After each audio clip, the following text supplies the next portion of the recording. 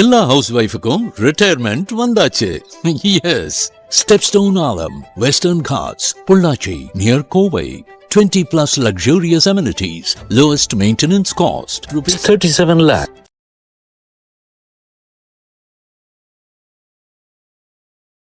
அந்த படைப்புக்கு தான் இந்த பணத்துல இருந்து ஒரு பைசாவா இருந்தாலும் நம்ம செலவழிக்கணும் அப்படின்னு சொல்லிட்டு பால் இல்லாம மகன் அழுகிறத பார்த்துட்டு அவர் வேறு ஒரு நண்பர்கிட்ட சொல்லியிருக்கிறேன், மனைவிட்டு சொல்றார், வேறு ஒரு நண்பர்கிட்ட சொல்லியிருக்கிறேன், அவர் உனக்கு பணம் கொடுப்பாரு பாலுக்கு, நான் இப்போ உடனே ஷூட்டிங் போறேன் அப்படின்னு சொல்லிட்டு பணம் கொடுக்காம கிளம்பி போறாரு.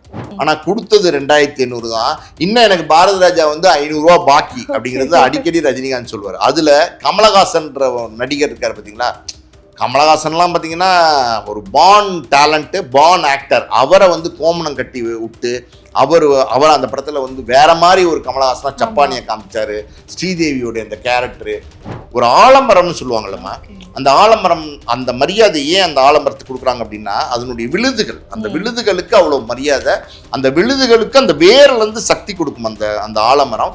அப்படி வந்தவங்களுக்கெல்லாம், தன்னை நோக்கி வந்தவங்களுக்கெல்லாம், தன்னை நம்பி வந்தவங்களுக்கெல்லாம் பல பேருக்கு இந்த சினிமா துறையில் மிகப்பெரிய வாழ்க்கையும் உயரத்தையும் ஏற்படுத்தி கொடுத்த ஒரு மகா கலைஞன் தான் பாரதி ராஜா.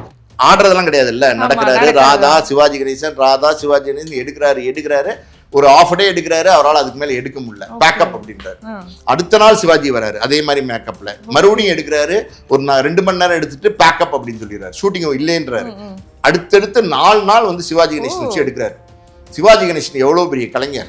எனக்கு என்னமோ சிவாஜி கணேசன் நான் நினைக்கிற கேரக்டர் அவரா வரல அப்படின்னு சொல்லிட்டே இருந்திருக்காரு. அவங்க எல்லாம் சொல்லியிருக்காங்க, சார் அவர் எவ்வளோ பெரிய நடிகர், அவர் ஸ்பாட்ல கூப்பிட்டு 2-3 நாள் ஷூட்டிங் எடுத்துட்டு எப்படி சார் திருப்பி அனுப்புறது, எப்படி திருப்பி அனுப்ப முடியும் அவரை, என்ன சொல்லி திருப்பி அனுப்பிங்க அப்படின்னும் போது, நான் போய் பேசுறேன்டான்னு வந்ததுதான் அங்க வென்டிலேட்டர் வைக்கிறதுன்றது, அதாவது ஆர்டிஃபிஷியல் ஹார்ட் பம்பிங் சிஸ்டம். அதான் அதை பண்ணியிருக்கிறாங்க. அப்போ கூட அவருக்கு நினைவு வந்த நேரத்துல எல்லாம் என்னதுமா சொல்லியிருக்காரு, நான் மறுபடியும் படம் பண்ணணும், நான் மறுபடியும் டைரக்ட் பண்ணணும், நான் மறுபடியும் டைரக்ட் பண்ணணும். இதுதான் அவர் சொல்லியிருக்காரு. அவர் அவர் ரூமை திறந்து எந்திரிச்சு மெதுவாக மனோஜ் ரூமை ஓப்பன் பண்ணி உள்ளே அப்படி பார்த்துருக்காரு. அப்போ மனோஜுக்கு மேரேஜ் எல்லாம் ஆகலை, பார்த்துருக்காரு. மனோஜ் பார்த்தீங்கன்னா எந்து தூங்கிட்டு இருந்திருக்காரு. அசிஸ்டன்ட் டைரக்டர் வேலை என்னங்கிறத நான் இப்போ சொல்கிறேன். காலையிலிருந்து நீங்கள் ஒரு 5 மணி 6 மணிக்கு ஸ்பாட்டுக்கு 7 மணிக்கு போனீங்கன்னா நைட்டு 10 11 மணி 12 மணி 2 மணி ஆனால் கூட பேக்கப் ஆகிற வரைக்கும் ஒரு அசிஸ்டன்ட் டைரக்டரால் உட்காரவே முடியும். செல்லமாக தாளாட்டி சீராட்டி தோளில் போட்டு செல்லமாக வளர்த்த மகன் ஒரு வேலைக்கு போயிட்டு ஒரு உதவியாளர் வேலைக்கு போயிட்டு காலையிலேருந்து நின்றுக்கிட்டே இருந்து வீட்டில் படுத்திருக்காருன்னு சொல்லி ஃபீல் பண்ணி மகனுடைய பார்க்குறாரு. பார்த்துட்டு அந்த ரூம்குள்ளே போய் மகனுடைய கால் பக்கத்தில் உட்காந்து கால் அமுத்தாங்க. ஃபைன் டைம்ஸ் நேயர்களுக்கு வணக்கம். இன்றைக்கு நம்மளோட நிகழ்ச்சியில் சீனியர் ஜேர்னலிஸ்ட் அண்ட் ஆஸ்கர் மூவிஸோட ப்ரொடியூசர் பாலாஜி பிரபு சார் நம்ம கூட இணைஞ்சிருக்காரு. வணக்கம் சார். வணக்கம். பாரதி ராஜா அவர்கள் இப்போ ரொம்பவே உடல்நிலை சரியில்லாம இப்போதான் வீட்டுக்கு கூட்டிட்டு வந்திருக்கோம் அப்படின்ற ஒரு வீடியோ வெளியிட்டாங்க. அதை பார்க்கும்போதே சார் இப்படிப்பட்ட ஒரு இயக்குனர் எத்தனை படங்கள் நமக்காக கொடுத்துருக்காரு, இவருக்கு உடல்நிலை இப்படி ஆயிடுச்சா அப்படின்ற ஒரு விஷயம் எல்லாருமே ப்ரே பண்ணிக்கிறோம் அப்படின்னு சொல்லியிருந்தாங்க. ஸோ அவரோட படங்களும் போது கண்டிப்பாக தமிழ் சினிமாவுக்கு ஒரு புது விதத்தில் வந்தது அப்படின்னே சொல்லலாம் சார். ஸோ அவரோட சினிமா பயணம் அதை பற்றி தான் பேச போகிறோம். ஸோ அவரோட படம்ன்ற பார்த்தீங்கன்னா கிராமத்துக்கு கொண்டு போனார் கேமராவை தூக்கிட்டு அப்படின்னு எல்லாருமே சொல்லுவாங்க. அது எப்படி அவருக்கு தோணுச்சு, அதுக்கப்புறமா சினிமா எப்படி மாறுச்சு, ஸோ அவரை பற்றி சொல்லுங்கள். அதாவதுமா பாரதி ராஜாலாம் எப்படின்னா ஒரு உண்மையாக சினிமாவை நேசித்து வந்த கலைஞன். பாரதி ராஜா மாதிரி ஒரு கலைஞன் இந்த தமிழ் சினிமாவில் கிடைச்சதெல்லாம் நமக்கு பாக்கியம். அப்படி பார்த்தீங்கன்னா அருமையான கலை படைப்புகள், அவருடைய படைப்புகள்லாம் பார்த்தீங்கன்னா ஒவ்வொரு படைப்புகளும் வேறு வேறு மாதிரியான படைப்புகள். முதல் படம் நான் சொல்கிறேன் கேளுங்க. இந்த படம் அது மயிலு அப்படிங்கிற ஒரு பேரில் ஒரு கதை ஒன்று ரெடி பண்ணுறாரு. அதான் 16 வயதுல அது ஒரு NFDCயில் கொடுத்துருக்காரு அந்த கதையை. அது யார் நடிகர்கள்னு சொல்ல முடியாது, ஏன்னா NFDCயை பொறுத்த வரைக்கும் ரொம்ப சின்ன ஒரு பட்ஜெட் தான் கொடுப்பாங்க.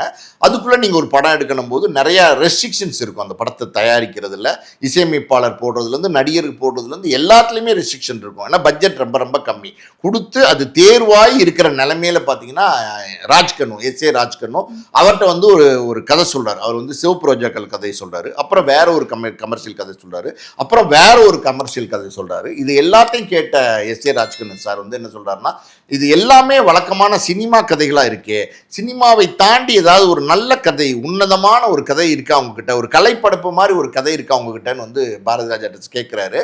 இப்போ பாரதி ராஜா சார் வந்து சொல்றாரு, இந்த மாதிரி மயிலுன்னு ஒரு கதை அப்படின்னு சொல்லி அந்த கதையை வந்து எஸ் ஏ ராஜ்கண்ணன் சொல்றாரு.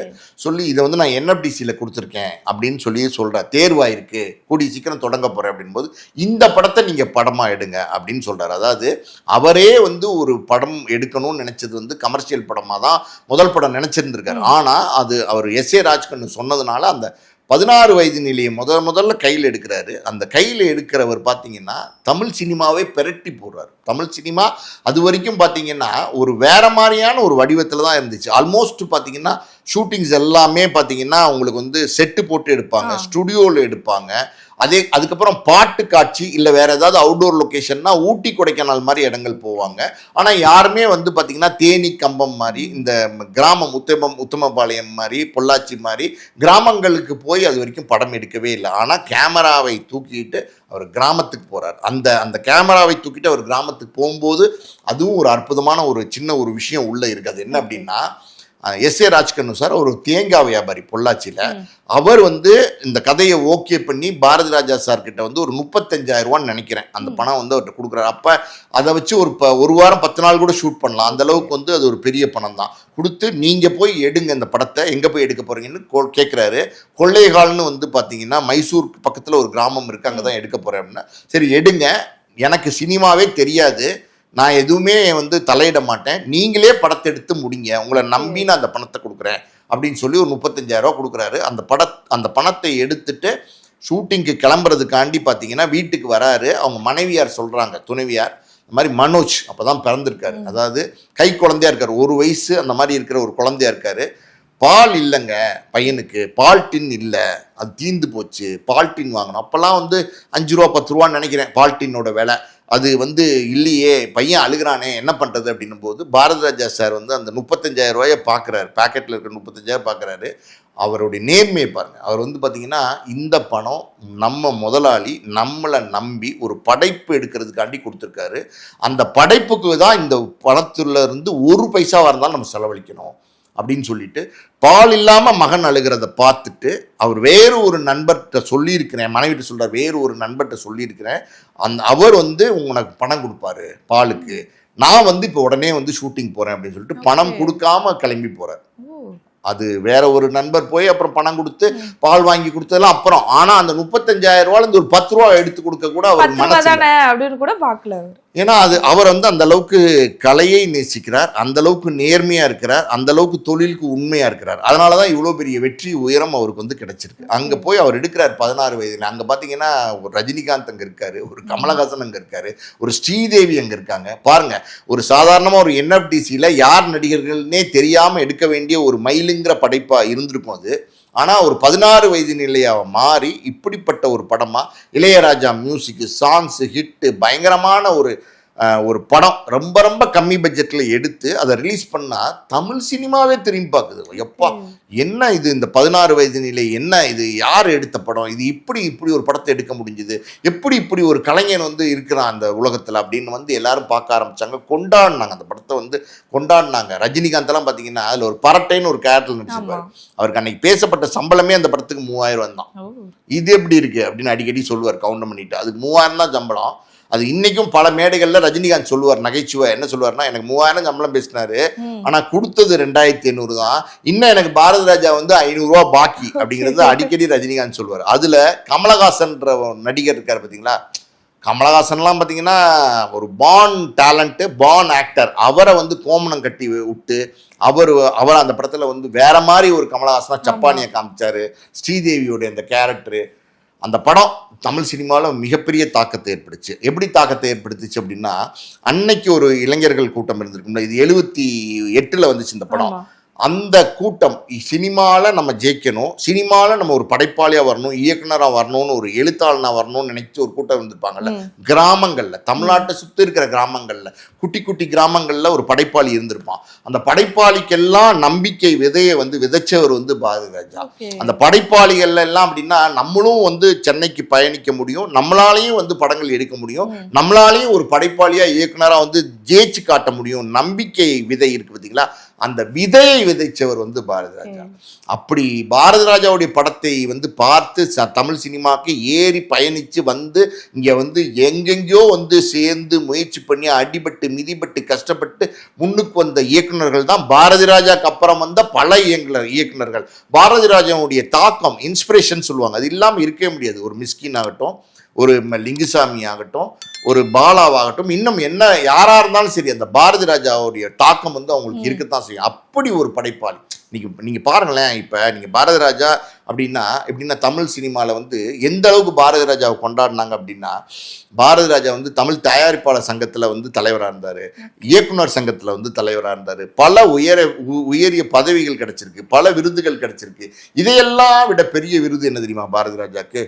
அமீர்லேருந்து, மிஸ்கின்லேருந்து, நம்ம லிங்குசாமியிலேருந்து, இளம் இயக்குநர்கள் கௌதம் வாசுதேவன் மேனன்லேருந்து பல இளம் இயக்குநர்கள் என்ன அப்படின்னா பாரதி ராஜாவை அப்பான்னு கூப்பிட்றாங்க. அப்பா, எங்க அப்பா பாரதி ராஜா அப்படின்னு சொல்றாங்க எல்லாருமே.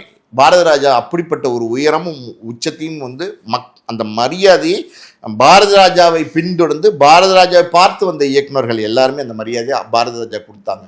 பாரதி ராஜா அப்படி அறிமுகப்படுத்தின கதாநாயகிகள் இன்னைக்கு தமிழ் சினிமாவில் எத்தனை பேர் வந்து வலம் வராங்க தெரியுமா? ஒரு ராதிகா இருக்காங்க, ரேவதி இருக்காங்க, ரதி அக்னிகோத்ரி அப்படின்றவங்க இருக்காங்க, ரமான்னு ஒருத்தவங்க, சுகன்யான்னு ஒருத்தவங்க.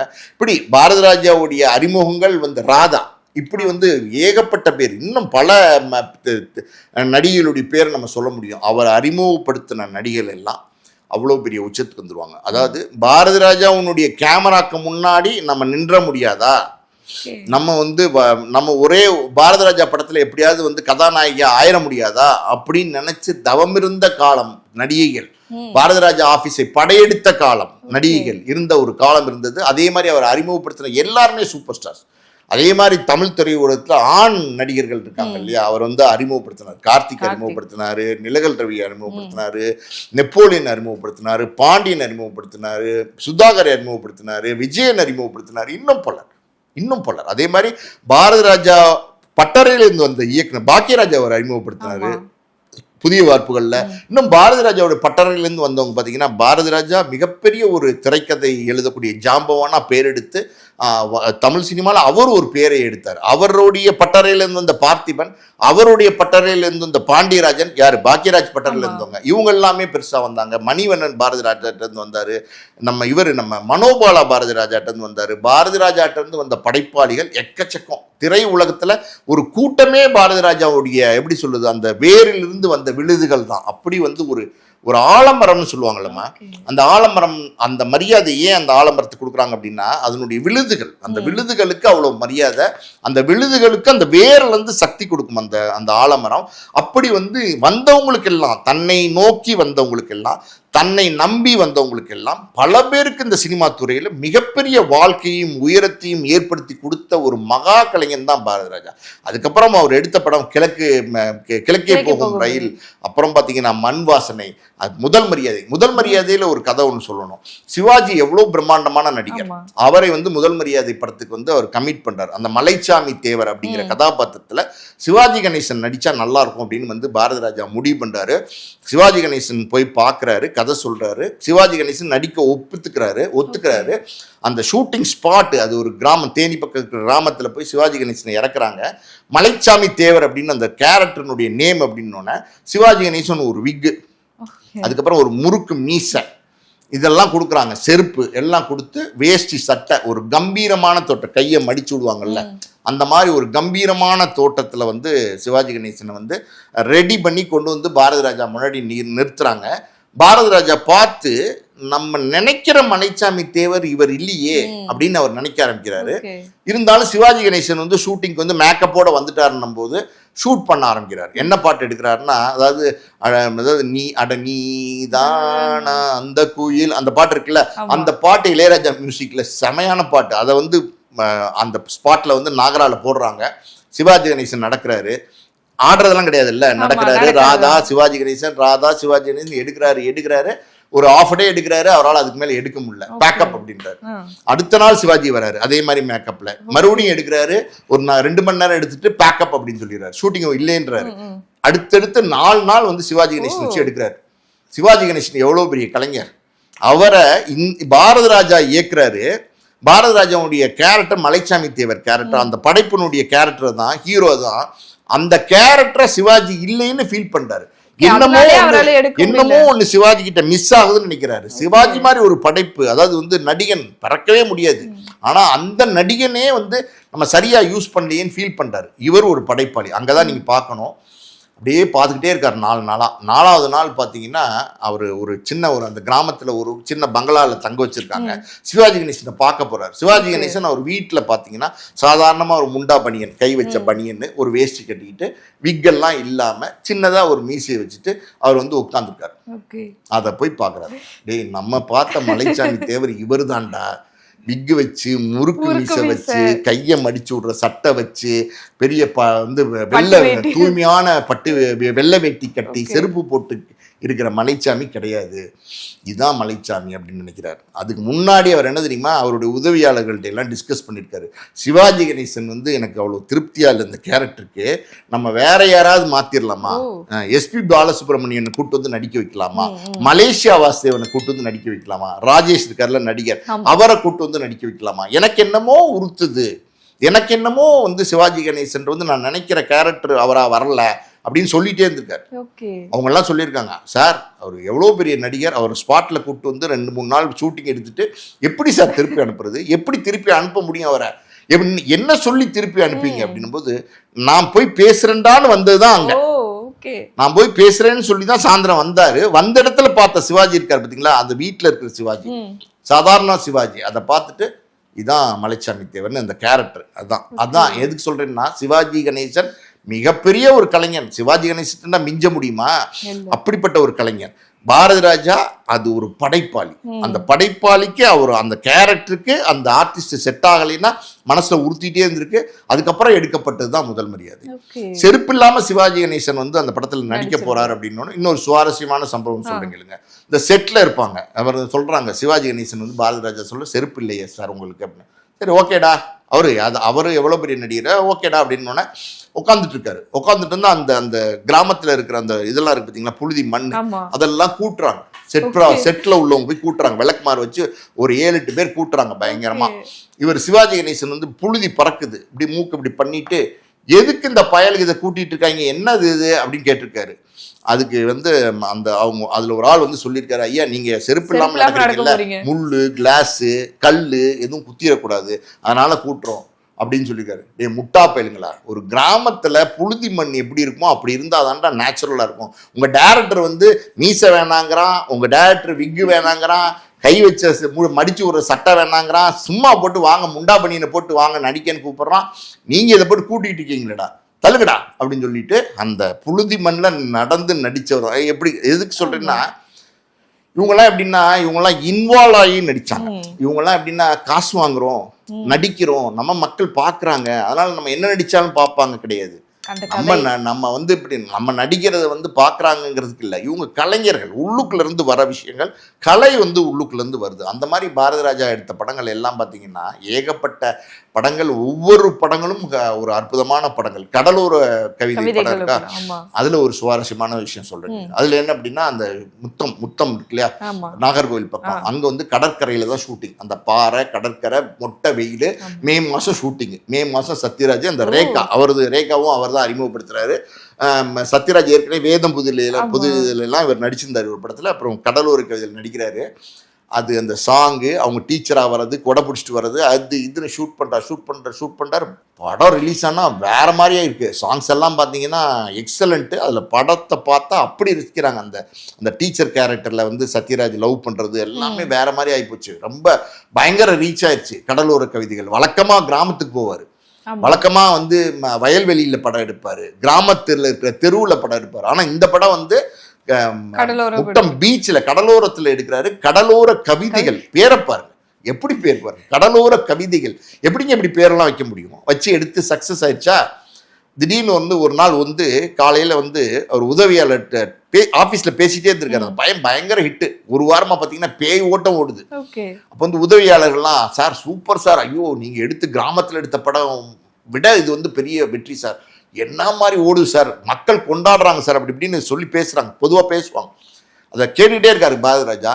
டேய் எல்லாரும் வாங்கடா போறோம் முட்டத்துக்கு போறோம் அப்படின்ட்டு டக்குன்னு கார்ல ஏறி இருக்காரு. ஓகே சார் எங்க சார் போறோம், வாங்கடா சார், ட்ரெஸ் கிரிசி எதுவுமே எல்லாம் வாங்கிக்கலாம் வாங்கடா அப்படின்னு சொல்லி சந்தோஷம்.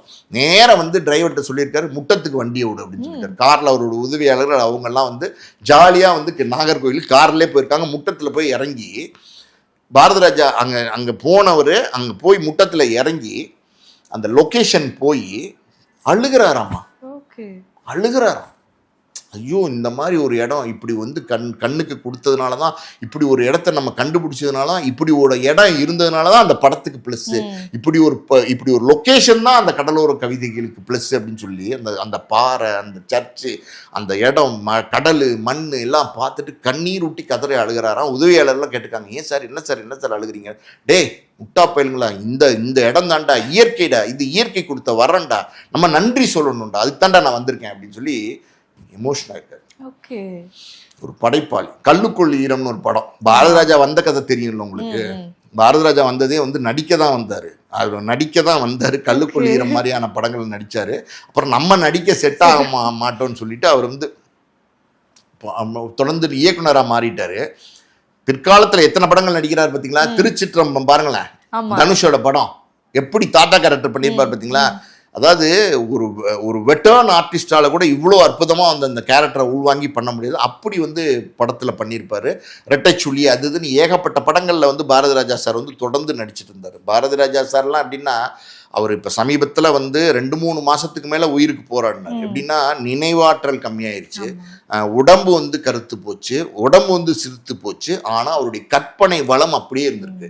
அவர் என்ன சொல்லியிருக்கிறார், அந்த படுத்த நிலைமையில் வென்டிலேட்டர் வச்சுருக்காங்க. வென்டிலேட்டர் வைக்கிறாங்க அப்படின்னாலே ரொம்ப ஆபத்தான கட்டம். வென்டிலேட்டர் வச்சவங்க பொழைச்சி வந்ததுங்கிறது 100% கூட இருக்காது. அப்படிப்பட்ட ஒரு டேஞ்சர் சிச்சுவேஷன் போறவங்களுக்கு தான் வென்டிலேட்டர் இருப்பாங்க. ஆக்சிஜன் அதெல்லாம் வேற. வென்டிலேட்டர் வைக்கிறதுன்றது அதாவது வந்து ஆர்டிஃபிஷியல் ஹார்ட் பம்பிங் சிஸ்டம். அதான் அதை வந்து பண்ணியிருக்கிறாங்க. அப்போ கூட வந்து அவருக்கு நினைவு வந்த நேரத்துல எல்லாம் என்னதுமா சொல்லியிருக்காரு, நான் மறுபடியும் படம் பண்ணணும், நான் மறுபடியும் டைரக்ட் பண்ணணும், இதுதான் அவர் சொல்லியிருக்காரு. அதுதான் சொல்றேன்ல, அவருடைய உடல் பலகீனமாக இருக்கலாம், அவருடைய கற்பனை, அவருடைய தைரியம், அவருடைய அந்த படைப்பாற்றல், இதெல்லாம் எதுவுமே வந்து குறையல, எதுவுமே பலவீனம் அடையல, எல்லாமே மேலும் தான் பலம் அடைஞ்சிருக்கு. அதான் சொல்றேன்னா, ஒரு கலைஞனா இருந்ததுனால தான் இந்த சாவோட போராடி இன்னைக்கு மீண்டு வந்து ஹாஸ்பிட்டல் இருந்து டிஸ்சார்ஜ் ஆகி வந்திருக்காரு. நான் கடலோர கவிதைகள் சொன்னேன்ல, அந்த படத்துல வந்து பாத்தீங்கன்னா அந்த படத்தினுடைய தயாரிப்பாளர் வந்து நடேசன் ஒரு டாக்டர். இப்போ நீங்க டி நகர்ல ஜிஎன் செட்டி ரோட்ல பாத்தீங்கன்னா பாரதிராஜா ஹாஸ்பிட்டல் இருக்கும்ல, அது பல பேர் நினைக்கிறாங்க அது பாரதிராஜாவோட ஹாஸ்பிட்டல்னு. அது பாரதிராஜாவோட ஹாஸ்பிட்டல் கிடையாது, அந்த டாக்டர் நடேசனோட ஹாஸ்பிட்டல். இந்த டாக்டர் நடேசன் வந்து பாரதிராஜாவோட தீவிர ரசிகர். பாரதி ராஜா கண்டி உயிரை கூட கொடுப்பாரு. அவர் தான் வந்து இன்னைக்கு பாரதி ராஜா வந்து கூட இருந்து வந்து கவனிச்சுட்டு இருக்காரு. அவர் வந்து ஒரு வாட்டி பாரதி ராஜா போய் சொல்லியிருக்காரு, சார் உங்களை வச்சு நான் ஒரு படம் பண்ணணும் அப்படின்னு. டாக்டர் உங்களுக்கு எதுக்கு சினிமா அப்படின்னு கேட்டுக்காரு. பண்ணணும் சார், எனக்கு நீங்க உங்களோட நான் வந்து ஏதாவது ஒன்று பண்ணணும் இணைஞ்சு அப்படின்னு. சரி போ, நீ வந்து இந்த கடலோர கவிதைகள் நீயே படத்தை தயாரின்னு சொல்லி அப்படிதான் கடலோர கவிதைகளை வந்து தயாரிச்சு கொடுத்தாரு, எடுத்து கொடுத்தாரு பாரதி ராஜா. அதுல வந்த பெரிய லாபத்துல தான் அந்த பாரதிராஜா ஹாஸ்பிட்டலே வாங்கினார். அந்த இடத்த வாங்கி அந்த ஹாஸ்பிட்டலே அதுல தான் கட்டினாரு. அதனாலதான் பாரதிராஜா ஹாஸ்பிட்டல்ங்கிற பேரை வந்து அதுக்கு வச்சிருக்காரு. ஆக்சுவலி பாரதிராஜாவோட ஹாஸ்பிட்டல் கிடையாது, அது டாக்டர் நடேசனுடைய ஹாஸ்பிட்டல். அவர் பாரதிராஜனுடைய தீவிர ரசிகர். இப்படி பாரதிராஜாக்குள்ள ஏகப்பட்ட விஷயங்கள் புதஞ்சிருக்கு. நான் சொன்னேன்ல, இப்ப பாரதிராஜா சாரால் இந்த 1.5 வருஷமா பாத்தீங்கன்னா மனோஜனுடைய மரணம், அவருடைய மகன் மனோஜ் இருக்கார் பார்த்தீங்களா, அவருக்கு பால்டின் வாங்குறதுக்கு அன்னைக்கு காசு இல்லைன்னு படைப்பு தான் எனக்கு முக்கியம், நான் என்னை கொடுத்த நம்பிக்கையை கொடுத்து என்னுடைய நம்பி எனக்கு பணம் கொடுத்த முதலாளி தான் எனக்கு முக்கியம், அவருக்கு நேர்மையா இருக்கணும்னு போனார்ல பணம் கொடுக்காம.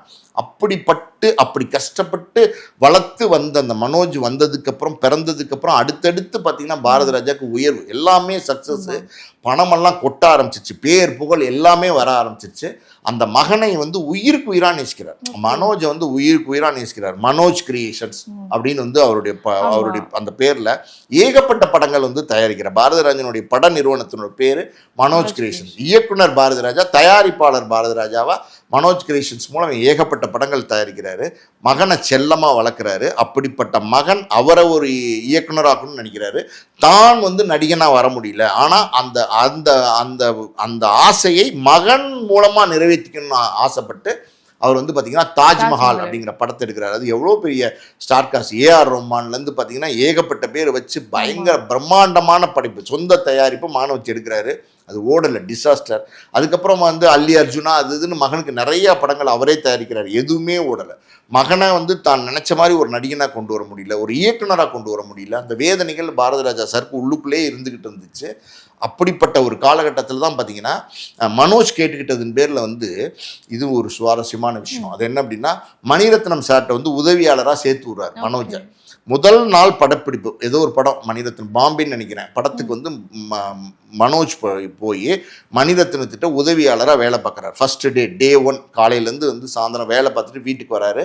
அப்பா வந்து அப்பா ரூமில் இருக்கார். திறந்து பார்த்துட்டு, அப்பா வந்துட்டேன்ப்பா, நான் டயர்டாக இருக்குது, நான் சாப்பிட்டேன், நான் படுத்துக்கிறேன் அப்படின்னு சொல்லிட்டு போய் வந்து அவருடைய பெட்ரூமில் வந்து மனோஜ் வந்து படுத்திருக்காரு. ஒரு அரை மணி நேரம் 10:30 மணிக்கெலாம் தூங்க ஆரம்பிச்சிட்டார். பாரதி ராஜா சார் இவர் ரூமில் இருந்தவர். சொல்கிறேன், எப்படிப்பட்ட ஒரு தந்தை, எப்படிப்பட்ட ஒரு படைப்பாளி அப்படின்னு சொன்னேன், எப்படிப்பட்ட தந்தைங்கிறது இப்போ சொல்கிறேன். அவர் வந்து அவர் ரூமை திறந்து எந்திரிச்சு மெதுவாக வந்து மனோஜ் ரூமை ஓப்பன் பண்ணி உள்ளே வந்து அப்படி பார்த்துருக்காரு. அப்போ மனோஜுக்கு மேரேஜ் எல்லாம் ஆகலை, பார்த்துருக்காரு. மனோஜ் வந்து பார்த்தீங்கன்னா அயர்ந்து தூங்கிட்டு இருந்திருக்காரு. அசிஸ்டன்ட் டைரக்டர் வேலை என்னங்கிறத நான் இப்போ சொல்கிறேன். காலையிலிருந்து நீங்கள் வந்து ஒரு 5 மணி 6 மணிக்கு ஸ்பாட்டுக்கு 7 மணிக்கு போனீங்கன்னா நைட்டு 10 11 மணி 12 மணி 2 மணி ஆனால் கூட பேக்கப் ஆகிற வரைக்கும் ஒரு அசிஸ்டன்ட் டைரக்டரால் உட்காரவே முடியாது. எல்லாரும் உட்காருவாங்க. ஒரு ஆர்டிஸ்ட்டுக்கு வந்து அடுத்த ஷாட்டு வர வரைக்கும் டைம் கிடைக்கும், மற்றவர்களுக்கெல்லாம் டைம் கிடைக்கும். ஒரு ஆர்ட் டிபார்ட்மெண்ட்டில் இருக்கிறவங்களுக்கு கொஞ்சம் ரெஸ்ட் கிடைக்கும், ஒரு கேமரா டிபார்ட்மெண்ட்வங்களுக்கு கொஞ்சம் ரெஸ்ட் கிடைக்கும். ஆனால் ஒரு உதவி இயக்குனருக்கு ரெஸ்ட் கிடைக்காது. கடுமையாக வந்து உழைக்கணும், அங்கே இங்கேன்னு ஓடணும், டேரக்டர் சொல்கிறது எல்லாமே ஃபாலோ பண்ணணும், க்ளவுடை கிளியர் பண்ணணும், எடிட்டிங் ரிப்போர்ட் எழுதணும், ஏகப்பட்ட கமிட்மெண்ட்மா. ஒரு உதவியாளருக்கு வந்து ஒரு இயக்குனருடைய உதவியாளருக்கு ஏகப்பட்ட கமிட்மெண்ட்டு. போனால் அவங்களால டிஃபன் சாப்பிட முடியாது, தண்ணி குடிக்க முடியாது, மத்தியானம் சாப்பிட முடியாது, ஒரு ரெஸ்ட் ரூம் யூரின் போகிறது கூட பார்த்தீங்கன்னா அப்படி அவசரமாக போயிட்டு அப்படி தான் இந்த வந்துடுறா அப்படின்னு சொல்லிட்டு பக்கத்தில் யாராவது உதவியாளர் சொல்லிட்டு பேடை கொடுத்துட்டு அப்படி போயிட்டு அப்படி வரணும், கிளாப் அடிக்கணும், அது இதுன்னு பார்த்தீங்கன்னா ஏகப்பட்ட வேலை இருக்கும். அப்படி காலையிலேருந்து உட்காரவே முடியாது ஒருத்தர் அப்படின்னா அது உதவியாளர் தான். அதாவது டைரக்டரோட அசிஸ்டன்ட் டைரக்டர்ஸ் அந்த மாதிரி வந்து ஒரு வேலை பார்த்துட்டு மகன் வந்து படுத்து தூங்கிட்டு இருக்காரு. இவர் வந்து பாரதி ராஜா எப்படின்னா அவர் வந்து உதவியாளராக வேலை பார்த்தவர். சில இயக்குநர்கள்ட்ட புட்டன்னா அவங்ககிட்டலாம் உதவியாளராக வேலை பார்த்தவர். அந்த காலகட்டங்களில் ஒரு உதவியாளர் என்ன கஷ்டப்படுவான், என்ன வழி இருக்கும், காலையிலேருந்து நின்றுக்கிட்டு இருக்கணும், உட்கார முடியாது, சாப்பிட முடியாது, எதுவுமே பண்ண முடியாது அப்படின்றத உணர்ந்து செல்லமாக வளர்த்த மகன், எப்படி செல்லமாக தாளாட்டி சீராட்டி தோளில் போட்டு செல்லமாக வளர்த்த மகன் ஒரு வேலைக்கு போயிட்டு வந்து, ஒரு உதவியாளர் வேலைக்கு போயிட்டு வந்து காலையிலேருந்து நின்றுக்கிட்டே இருந்து வீட்டில் வந்து படுத்திருக்காருன்னு சொல்லி ஃபீல் பண்ணி மகனுடைய பார்க்குறாரு. பார்த்துட்டு அந்த ரூம்குள்ளே போய் மகனுடைய கால் பக்கத்தில் உட்காந்து கால் அமுக்காம அப்படியே வந்து கால் அமுக்கிட்டே இருக்காரு. தூங்கிட்டு இருக்கிற மனோஜ் வந்து கால் அமுக்கிறத பார்த்துட்டு அப்படியே முழிச்சு பார்த்து, அப்பா என்னப்பா நீங்கள் ஏன் கால் அமுக்கிட்டு இருக்கீங்க, என்னப்பா அது, எந்திரிப்பான்னு. இல்லைடா நீ தூங்கு, நான் கால் அமுக்கிறேன், நீ தூங்கு, நான் தானே உன்னை சீராட்டி தாளாட்டி வளர்த்தேன், ஒரு உதவியாளர்னா என்ன கஷ்டம்னு எனக்கு தெரியும், உனக்கு கால் வலிக்கும்டா, நான் அமுக்கிறேன்டா அப்படின்னு சொல்லி அந்த கால் அமுக்கி விட்டுருக்காரு. அவர் மகன் வந்து வேணான்னு சொல்லியிருக்காரு.